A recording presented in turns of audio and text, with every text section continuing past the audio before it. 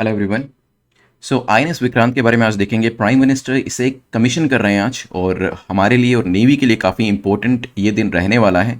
और आईएनएस विक्रांत की हिस्ट्री के बारे में आज हम समझेंगे, कहाँ कहाँ से क्वेश्चन पूछे जा सकते हैं वो भी देखेंगे, और क्या इसका फ्यूचर होने वाला है उसके बारे में भी डिस्कशन करने वाले हैं आज इस लेक्चर के अंदर।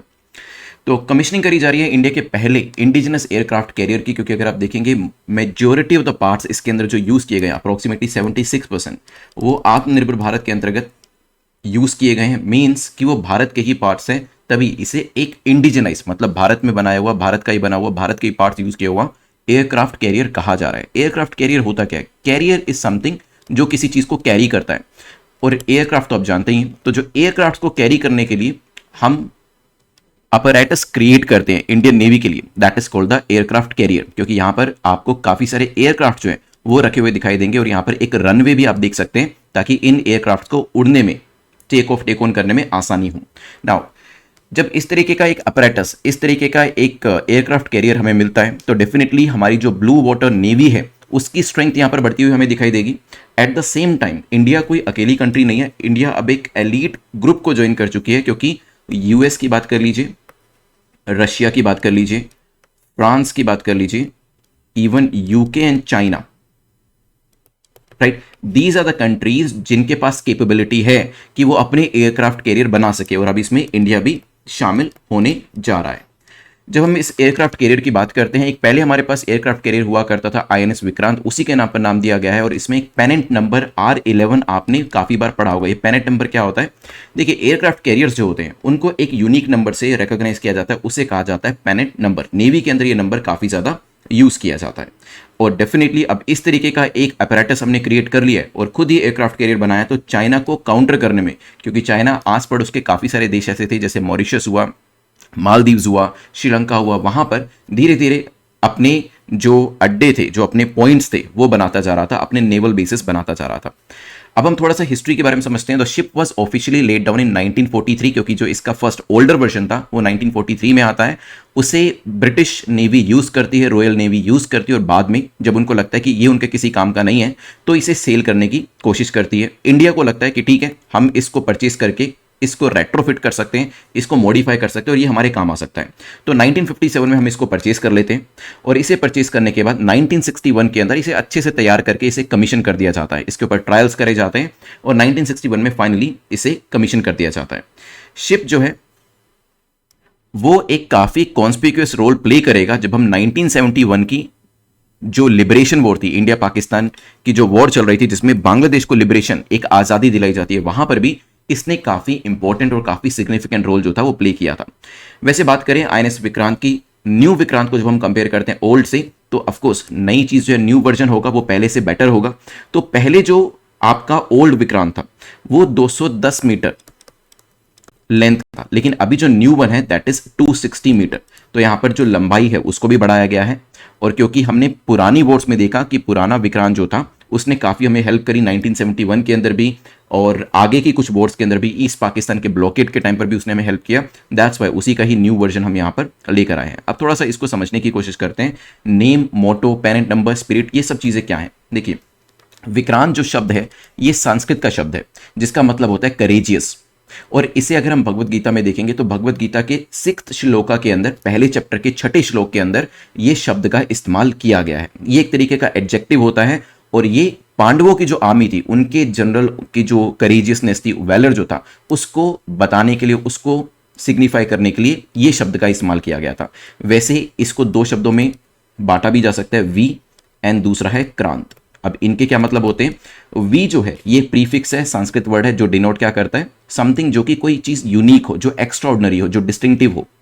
और यहाँ पे क्रांत का क्या मतलब है? जो सफिक्स है, जो बाद में आता है, it means advancing in A direction, एक ऐसी एक्स्ट्रा ऑर्डिनरी चीज जो एक पर्टिकुलर डायरेक्शन के अंदर मूव कर रही है, एडवांस कर रही है, उसे कहा जाता है विक्रांत। तो दोनों तरीके से इसके मतलब निकाले जा सकते हैं। नाउ हमारे पास जो विराट है, द वर्ड विराट, वो भी कहां से आता है? ये वर्ड विराट जो है, ये शब्द विराट जो है, ये भी कहां से निकलता है? ये भी आपको भगवत गीता में से आता हुआ दिखाई देगा। और इसका क्या मतलब होता है? इसका मतलब है मैग्नेनिमस, मीन्स समथिंग जो कोई चीज बहुत बड़ी होती है उसे कहा जाता है, राइट। जो अभी आईएनएस विक्रांत को आज हम कमीशन कर रहे हैं, इसमें एक मोटो भी लिखा गया है, और मोटो किस तरीके से जाता है, जयम सम युद्धि स्पृधा। अब ये जो संस्कृत की फ्रेज है इसका मतलब क्या है, इट मींस ये पहली बात तो ये ऋग्वेद से ली गई है, एग्जाम में पूछा जा सकता है ये चीज भी कि ये फ्रेज कहां से ली गई है, ऋग्वेद से लिया गया है, जो बताती है आई conquer those who fight against me, मतलब जो भी मेरे अगेंस्ट में लड़ाई करेगा, फाइट करेगा, मेरे पास इतनी पावर होनी चाहिए कि मैं उसको कॉन्कर कर सकूं। जयमा सम युद्धि स्पृधा मींस जो भी मेरे एनिमीज हैं मैं उनको हरा सकूं, इन नटशल ये इसका मतलब है। नाउ जो ये वर्स ऋग्वेदा में यूज करी गई, इससे पहले भी एक वर्स यूज करी गई है जो कि हिंदू डीटी इंद्रा जो है उनको ये कहता है, strengthen by the thunderous weapon given by you we conquer, मतलब इंद्रा को, लॉर्ड इंद्रा जो है उनको कहा जा रहा है कि आपने हमें जो वेपन दिया है, थंडर का वेपन जो दिया है, उससे हम अपने एनिमीज को कॉन्कर कर पाएंगे, हरा पाएंगे। ठीक है, ये जो दो फ्रेजेस हैं, दो वर्सेस हैं, ये ऋग्वेदा से हैं। तो ये जो मोटो लिया गया है ये भी ऋग्वेदा से लिया गया है। एग्जाम में पूछा जा सकता है कि ये वर्स कहां से ली गई है, या आईएनएस विक्रांत का मोटो कहां से, ऋग्वेद से, सामवेद से, भगवत गीता से, नन ऑफ द अबव, इस तरीके से क्वेश्चन आपके सामने आ सकता है। जब ये आईएनएस विक्रांत फुल्ली ऑपरेशनल हो जाएगा, ये माइटी एयरक्राफ्ट ये एक फ्लोटिंग एयरबेस के तरीके से काम करेगा, क्योंकि पानी के ऊपर होगा तो ये फ्लोटिंग एयरबेस के तौर पर हमारे लिए काम करने वाला है। अब आते हैं इंडिजिनस डिजाइन एंड कंस्ट्रक्शन, तो देखते हैं इसके अंदर। देखिए आईएनएस विक्रांत ने शेप लेना तो तभी शुरू कर दिया था जब इसके पुराने वाले वर्जन को हमने डीकमीशन किया था, क्योंकि हमें पता था कि पुराने वाले को जब हमने डीकमीशन किया, डिसमेंटल किया, तो हमें इसी तरीके के एक एयरक्राफ्ट कैरियर की जरूरत पड़ेगी। तो काम तो 1990 से ही शुरू हो गया था, अप्रोक्सीमेटली 2013 के पास काम कंप्लीट हो गया था, लेकिन कुछ कुछ चीजें उसके अंदर अभी भी बची हुई थी। जो फॉर्मल सैंक्शनिंग आई थी इसके ऊपर काम करने की, वो अप्रोक्सीमेटली जनवरी 2003 के बाद आई थी, तो काफी साल लग गए इसको बनाने के लिए, और वो भी इंडिजनाइज तरीके से बनाने के लिए। गुड थिंग्स टेक टाइम, ये भी समझ सकते हैं आप। अब नाउ देखते हैं बीच बीच में क्या क्या माइलस्टोन्स हमने अचीव किए। जैसे कि फर्स्ट मेजर माइलस्टोन जो था हमारे इंडिजिनस एयरक्राफ्ट कैरियर का, वो था P-71, और ये जो था it was a ceremonial steel cutting April 2005 के अंदर। और इसके बाद हमने कील को लेकर, देखिए कील को लेकर ना जो एक सेंटर पिलर होता है किसी भी शिप के अंदर, उसको डालना वो एक सबसे इंपॉर्टेंट इवेंट माना जाता है, तो वो भी हमने यहां पर किया। एडवांस जो आजकल के एयर आपके कैरियर्स होते हैं या फिर शिप्स होते हैं, उसके अंदर जो ये पूरा मॉड्यूल होता है उसको डालना या सेंटर पिलर को डालना, इसको की लेइंग कहा जाता है। तो टाइम एंड टाइम अगेन अलग अलग टाइम पर इंपॉर्टेंट चीजें हुई है, ये भी यहां पर बताया गया है। नेक्स्ट इसके अंदर है ट्रायल्स इसके कब किए जाएंगे या कब किए गए, पेंडेमिक की वजह से किस तरीके से डिले हुआ। देखिए जब 2019-20 में हमने कोविड को देखा, 20 में खासतौर पे जब लॉकडाउन्स लगे थे, एंड इवन सेकेंड फेज के अंदर भी इसके काम के अंदर काफी ज्यादा रुकावट आई। लेकिन लास्ट ईयर ही अगस्त 4 को हमने इसके ट्रायल्स जो थे वो शुरू करे। इसने अपनी ओपन सी वॉयज थी वो शुरू करी, कहां पर, केरला कोची के अंदर। ठीक है, और 4 दिन का ट्रायल जो था वो यहां पर इसके ऊपर किया गया। तो बेसिकली कोविड की वजह से नुकसान तो हुआ, डिले तो हुआ, लेकिन उसके बावजूद भी हमने ट्रायल्स को यहां पर रेज्यूम किया और जल्दी से उसे कंप्लीट किया। सेकेंड और थर्ड फेज के ट्रायल जो थे वो भी अक्टूबर में, तो पहला हमने देखा अगस्त के अंदर फर्स्ट ट्रायल हो गया, अक्टूबर के अंदर सेकेंड थर्ड फेज के ट्रायल जो थे वो भी यहां पर कंप्लीट हो गए। ना इन 3 फेजेस के ट्रायल के अंदर हमने क्या किया, हमने पूरा इसका जो डेक होता है, जो अपर पोर्शन है, इसके अंदर की जो इलेक्ट्रॉनिक मशीनरी है, लाइफ सेविंग के जो अप्लायंसेज है, वो सारे के सारे हमने टेस्ट करके देखे कि वो सही तरीके से काम करते भी हैं या नहीं। उसके बाद मेजॉरिटी ऑफ द इक्विपमेंट जो ऑन बोर्ड थे उसको भी यहां पर टेस्ट किया ट्रायल्स के अंदर कि वो सही तरीके से काम कर रहे हैं या नहीं कर रहे हैं। एंड फिर आते हैं यहां पर equipment, amenities and apparatus on board. तो इसके अंदर क्या क्या इक्विपमेंट्स अवेलेबल है, क्या क्या इंफ्रास्ट्रक्चर अवेलेबल है। आईएनएस विक्रांत जो है accurately 262 metres long and 62 metres wide है, और इसकी वजह से जो लंबाई है वो भी काफी ज्यादा हो जाती है। इसकी जो ऊंचाई है अगर आप देखेंगे 18th फ्लोर तक की इसकी ऊंचाई है। 2400 कंपार्टमेंट्स आपको इसके अंदर दिखाई देंगे। 1600 का क्रू इसके ऊपर, 1600 का क्रू जो है एक ही बारी में इसमें ट्रैवल कर सकता है। साथ ही साथ इसमें विमेन ऑफिसर्स, सेलर्स को एकोमोडेट करने के लिए कैबिन्स जो हैं वो भी अलग से बनाए गए हैं। अंदर आपको ओलंपिक साइज पूल के बराबर का यहाँ पर एविएशन स्पेस दिख जाएगा, जहां पर एयरक्राफ्ट कैरियर्स जो एयरक्राफ्ट होते हैं उनको लैंड कराया जा सकता है। यहाँ पर ये भी कहा गया कि एक अच्छी खासी किचन भी बनाई गई है जो डाइवर्स मेन्यू को केटर करती है। At the same time 3000 rotis इस किचन के अंदर 1 घंटे में बनाई जा सकती हैं। अगर हम मेडिकल डायरेक्शन में देखेंगे तो 16 बेड हॉस्पिटल जो है वो भी यहां पर रखा गया है। एक मॉड्यूलर इमरजेंसी ऑपरेशन थिएटर जो है उसको भी यहां पर बनाया गया है। हॉस्पिटल्स के अंदर जितनी भी इंपॉर्टेंट फैसिलिटीज है like CT scanner, X-ray machine, dental complex, ये सभी फैसिलिटीज अवेलेबल हैं। फुली ऑपरेशनल यहाँ पर जो स्पेस है वो प्रोवाइड किया गया। 30 एयरक्राफ्ट, यहाँ पर 30 एयरक्राफ्ट जो है एक बारी में रखे जा सकते हैं। और हमने यहाँ पर मिग 29 फाइटर जेट जो है उनको रखना है। कैमो 31 हेलीकॉप्टर हम यूज करते हैं, उनको भी यहाँ पर प्लेस करेंगे। तो मिग 29 के जो रशियन ओरिजिन के हैं और हेलीकॉप्टर्स जो है वो यहां पर हम प्लेस कर सकते हैं। साथ ही साथ लाइट कॉम्बैट एयरक्राफ्ट जो है वो भी यहां पर प्लेस करे जा सकते हैं। स्पेस यहां पर आप देख सकते हैं काफी ज्यादा अवेलेबल है।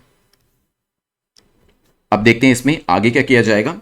तो यहां पर विक्रांत के बारे में बात करते हैं। So it has been built at an approximate cost, कितनी है, 20,000 करोड़ की अप्रोक्सीमेट कॉस्ट बताई जा रही है। लेकिन अच्छी चीज यह है कि ज्यादातर जो कंपोनेंट्स है वो इंडिजिनस कंटेंट को इसमें यूज किया गया। मतलब हम कैपेबिलिटी डेवलप कर रहे हैं धीरे धीरे कि आने वाले टाइम में हम और भी ज्यादा से ज्यादा इंडिजिनस कंटेंट को यूज करके इसे बना सके।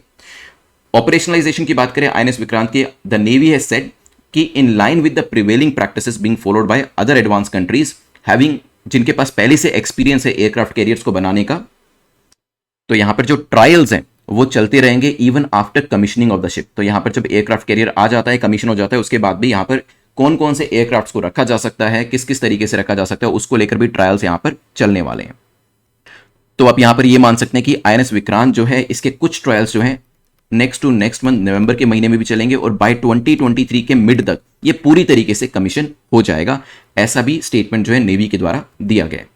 फाइनली अगर बात करें क्या हमें एक और एयरक्राफ्ट कैरियर की जरूरत है, देखिए हमारे पास जो है आईएनएस विक्रमादित्य है, आईएनएस विक्रांत है, लेकिन ये चीज भी कही जाती है कि हो सकता है इनमें से अगर कोई भी एक एयरक्राफ्ट किसी भी वजह से काम नहीं कर पा रहा है, so there should be an alternative. तो बात करी जा रही है कि हम एक इंडिजिनस एयरक्राफ्ट कैरियर नंबर 2 यहां पर लेकर आ सकते हैं जिसका नाम रखा जाएगा आईएनएस विशाल, राइट। तो ये क्रिएट किया जा सकता है ताकि किसी भी मौके के ऊपर हमारे पास 2 एयरक्राफ्ट कैरियर रहे। अगर तीसरा एयरक्राफ्ट कैरियर किसी भी वजह से मेंटेनेंस में चल रहा है या फिर वो काम नहीं कर रहा है, तो building and operating aircraft carrier उतना आसान भी नहीं होता। आपने देखा कि 20,000 करोड़ की कॉस्ट लगी, तो बहुत सारे फैक्टर्स को कंसीडर किया जाता है और यहां पर यही चीज कही जा रही है कि हम इकोनॉमिक फैक्टर्स को भी देखेंगे, साथ ही साथ हमारे नेबरिंग कंट्रीज क्या कर रही है, लाइक चाइना क्या कर रही है, इन फैक्टर्स को भी कंसीडर किया जाएगा ताकि ये डिसीजन लिया जा सके कि थर्ड एयरक्राफ्ट कैरियर क्या लाया जाएगा या नहीं, और लाया जाएगा तो कब। Thanks for watching this video, have a nice day, take care, good bye.